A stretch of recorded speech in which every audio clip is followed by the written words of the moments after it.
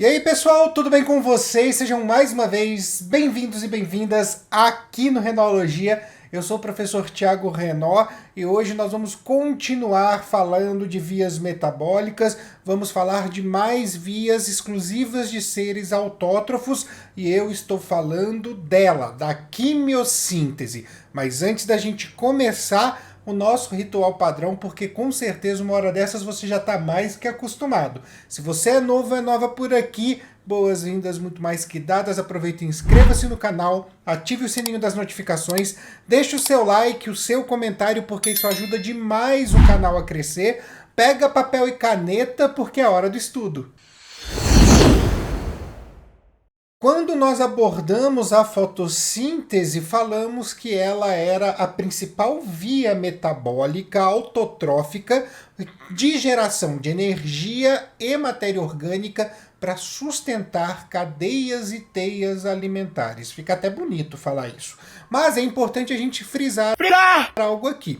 Quando nós falamos que uma via metabólica é a principal, nós não estamos falando que ela é a única. E é aí que entram os processos quimiosintetizantes, a quimiossíntese, que é bastante utilizada por seres procariontes, principalmente espécies de árqueas, que antigamente eram chamadas de arqueobactérias, e esse processo quimiosintetizante ele é baseado na oxidação de matéria inorgânica. A energia vem dessa reação de oxidação de compostos inorgânicos. E aí, quando a gente fala então dessa energia retirada de compostos inorgânicos, a gente fala de um processo, de uma via metabólica que não utiliza transformação de energia. A fotossíntese fazia isso, ela transformava energia luminosa em energia química.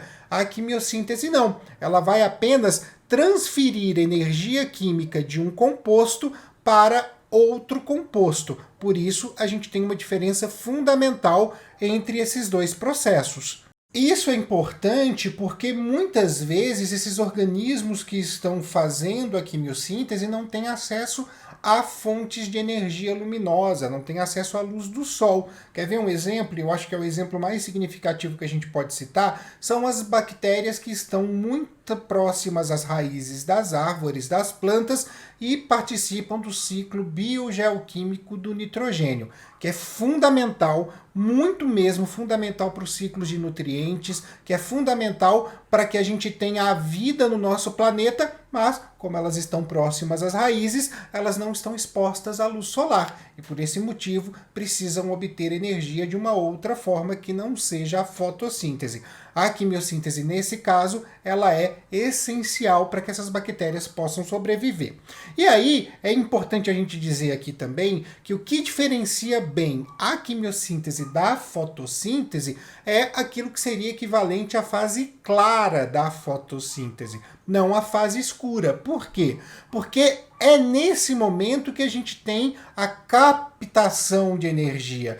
Tanto a quimiossíntese quanto a fotossíntese vão precisar gerar matéria orgânica para conter essa energia e essa matéria orgânica vai entrar no metabolismo energético desses seres, tanto as plantas quanto as algas, quanto também as árqueas e as bactérias que participam do processo de quimiossíntese. Então, o produto ele não é diferente para fotossintetizantes e quimiosintetizantes. O que difere verdadeiramente é a obtenção dessa energia.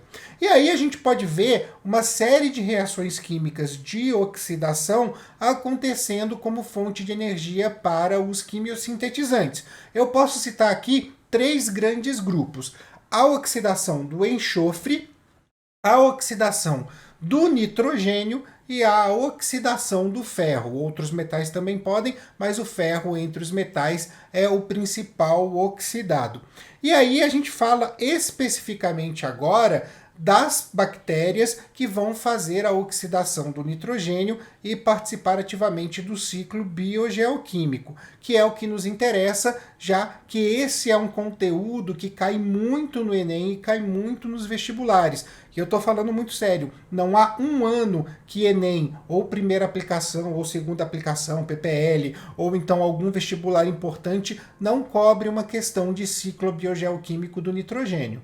E a ideia aqui é conhecer a reação química que esse ciclo envolve para que a gente possa compreender onde ela se encaixa dentro de todas as cadeias metabólicas. E quando eu falo desse ciclo biogeoquímico, eu falo de uma fundamental importância ecológica, porque as plantas não têm condição de absorver nitrogênio diretamente. E é pelo produto do ciclo biogeoquímico do nitrogênio, é pelas reações de quimiossíntese que essas bactérias realizam, que elas conseguem então obter o nitrogênio para poder fazer proteínas e ácidos nucleicos, tá? E aí, é claro, a gente precisa entender que como base da cadeia alimentar, todos nós vamos aproveitar esse nitrogênio que é absorvido pelas plantas, tá? Bem, para isso acontecer, então, nós temos no solo dois gêneros de bactérias fundamentais, o gênero Nitrosomonas e o gênero Nitrobacter. Cada um vai fazer uma reação diferente. O gênero Nitrosomonas, ele vai transformar a amônia em nitrito, tá? Ele vai oxidar a amônia para nitrito. Já o gênero Nitrobacter vai oxidar o nitrito para o nitrato. E é justamente o nitrato a maneira mais fácil das plantas absorverem o nitrogênio. Por que isso? A maior parte do nitrogênio que nós temos está na forma molecular, que é gasosa e compõe aí mais de 2/3 do nosso ar atmosférico. As plantas não conseguem captar esse nitrogênio, elas não têm condição de fazer isso. Por isso é importante a gente ter organismos que façam a aeração do solo, vivam as minhocas nesse caso, para que esse nitrogênio chegue às raízes, se transforme em amônia no processo de fixação e aí passe pelos processos quimiosintetizantes para fazer o nitrito e depois o nitrato. E aí quando a gente tem o nitrato, a gente tem essa condição de absorção. Agora, para a gente entender bem, vamos dar uma olhadinha como funcionam essas reações. Então, o gênero Nitrosomonas vai fazer o quê? Ele vai pegar a amônia, vai colocar a amônia na presença do oxigênio e vai formar então nitrito, íons hidrogênio e água, liberando obviamente a energia que será utilizada na composição de matéria orgânica para poder ter depois sua fonte para o seu metabolismo energético.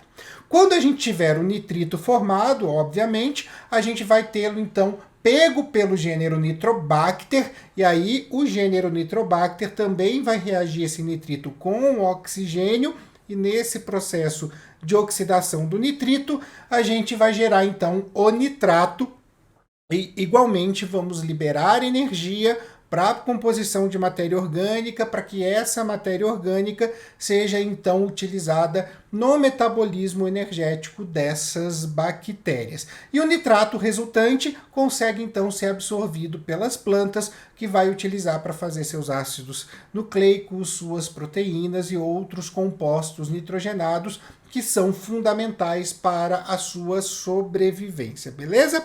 Bem, agora uma coisa importante a gente então ressaltar de novo, e agora mostrando de uma maneira química, tá? Independente se a gente está fazendo então a fotossíntese ou se a gente está fazendo a quimiossíntese, a ideia é depois construir a matéria orgânica, e quando eu falo de matéria orgânica, eu estou falando de quem? Do gliceraldeído 3-fosfato, ou PEGAL, como a gente viu no vídeo de fotossíntese. E aí, uma vez que eu tenho essa energia liberada, eu vou utilizar a mesma equação química que eu tenho na fotossíntese. Qual é? 3 moléculas de gás carbônico mais 3 moléculas de água, que darão uma molécula de gliceraldeído, mais 3 moléculas de oxigênio. Lembrando que esse gliceraldeído ele é uma molécula bastante versátil, aí a gente pode formar uma série de compostos diferentes, uma série de compostos orgânicos, mas a gente usa como principal exemplo a glicose, apesar de termos discutido no vídeo da fotossíntese que ela não é a principal forma de trabalhar essa produção de matéria orgânica para os seres autotróficos, né? As plantas gostam mais de fazer sacarose e amido. Bem, para a gente poder concluir, é fundamental dizer que a quimiossíntese é a via metabólica que sustenta, teoricamente, a hipótese autotrófica do surgimento da vida. Como isso funciona? Nós temos nessa hipótese a ideia de que os primeiros seres vivos eram autótrofos, produziam seu próprio alimento. E como eles faziam isso, já que nós não tínhamos todo esse ciclo estabelecido no nosso planeta? Eles retiravam, principalmente das atividades vulcânicas, metais e enxofre para poder fazer a quimiossíntese. E aí, como a gente está falando de uma terra primitiva, que é um cenário bastante conturbado, com muita atividade vulcânica, a gente tem essa possibilidade.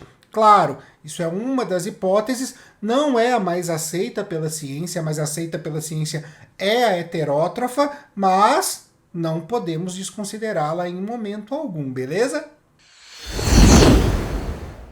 Então é isso, pessoal, esse foi o nosso vídeo sobre quimiossíntese e as vias autotróficas que são utilizadas como outra forma de gerar matéria orgânica diferente da fotossíntese, e é fundamental termos essa ideia, principalmente aquelas que trabalham com a oxidação do nitrogênio, porque elas serão utilizadas no estudo da ecologia, mais precisamente dos ciclos biogeoquímicos, tá bom? Bem, antes de eu me despedir, eu deixo com vocês as nossas redes sociais, @Rendologia no Twitter, no Instagram e também no TikTok. Deixo também a dica do Articulando Podcast, que sai tanto aqui no YouTube, quanto no Google Podcasts, quanto no Spotify, para que vocês possam aí ampliar o repertório de vocês, que é muito importante para uma redação.